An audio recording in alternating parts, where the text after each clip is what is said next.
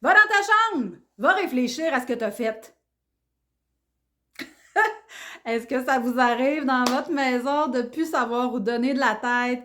Conséquences, punitions, menaces? 4 astuces pour vous aujourd'hui pour vous aider à l'intérieur de votre quotidien à ce que ça soit moins chaotique. Des alternatives à va dans ta chambre. Je me présente Laetitia Adam, coach familial hypnologue. Je travaille avec les familles qui ont des enfants entre 0 et 12 ans. Aïe, aïe, aïe, que ça peut devenir vraiment chaotique dans notre maison. Beaucoup de répétitions, menaces, punitions hein, quand on est plus fatigué. Oui, on peut le faire beaucoup, beaucoup, beaucoup. Plusieurs spécialistes peuvent dire de ne pas envoyer l'enfant dans sa chambre, hein, ne pas associer la punition à l'endroit où est-ce que l'enfant va dormir. En fait, j'aimerais ajouter une petite nuance à ceci. Tout dépend de comment vous allez le faire. En fait, lorsqu'on envoie un enfant, on va l'envoyer se faire du bien. Oui, on va l'envoyer faire une activité qu'il aime. Première astuce, on va l'envoyer dans un endroit calme, dans un endroit sécurisant où est-ce qu'il va pouvoir décharger, qu'il va pouvoir faire une activité en lien avec ses intérêts. Si votre enfant aime les Legos, aime les casse-têtes, aime la lecture, aime le dessin, on va l'envoyer faire un dessin dans sa chambre ou dans un endroit calme, à l'abri de tous les regards de tout le monde. Hein? Vous êtes en visite, vous avez de la visite à la maison. Prenez votre enfant en retrait au lieu de le chicaner, de le moraliser devant tout le monde. OK? Première astuce, envoyez-le se faire du bien dans un endroit calme. Si c'est la salle de jeu, son petit tipi, votre salon, sa chambre, un endroit à l'abri des regards. Deuxième astuce pour vous, la responsabilisation. Lui offrir des responsabilités qui vont être en lien avec ses intérêts, avec ses forces. Pourquoi? Pour lui faire vivre des réussites à tous les jours. Pour lui montrer non seulement qu'il est bon, qu'il est capable et qu'on est fier de lui, en lui offrant des responsabilités, on lui permet de mettre en valeur son plein potentiel. Donc, il vit des réussites. Il se sent bien, il se sent en confiance. Donc, ça lui donne le goût de collaborer, de recommencer. Hein? Si vous vous faites taper ses doigts à journée longue par votre patron, votre employeur, puis qui vous dit que vous ne faites jamais rien de bien, que votre texte ne vaut pas de la chenoute, que le rapport que vous avez rendu est rempli d'erreurs, et ce, à répétition, plusieurs fois par jour, plusieurs fois par semaine, ça m'étonnerait que vous ayez envie de continuer de bien faire les choses, de continuer de collaborer, puis d'être aussi wouhou, hop la vie. OK?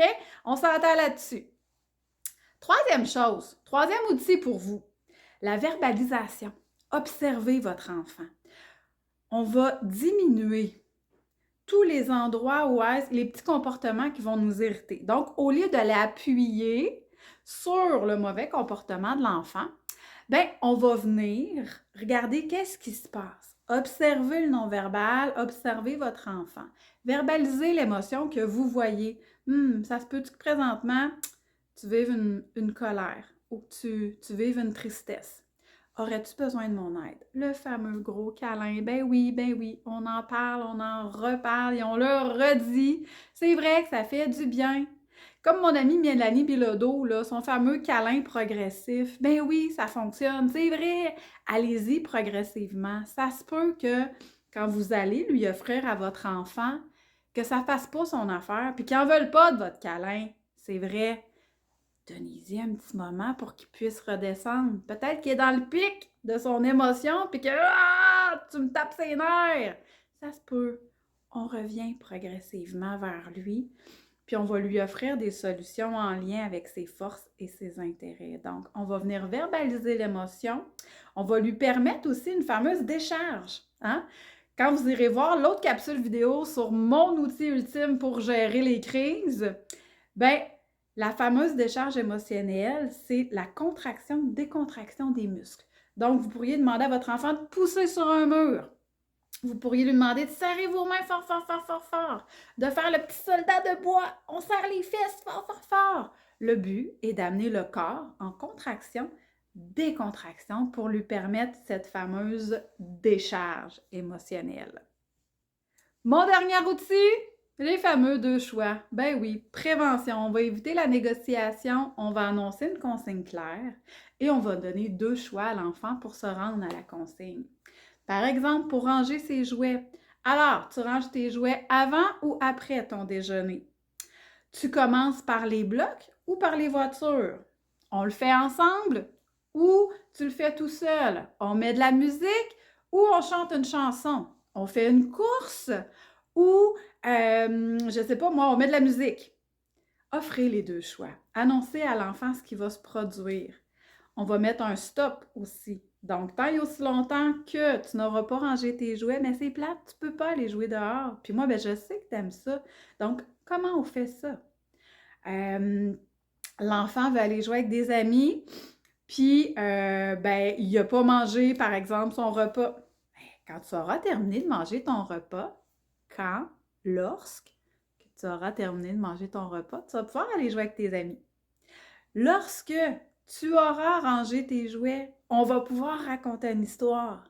Donc, c'est beaucoup plus positif pour le cerveau. Votre enfant est beaucoup plus enclin à vouloir collaborer, à vouloir participer.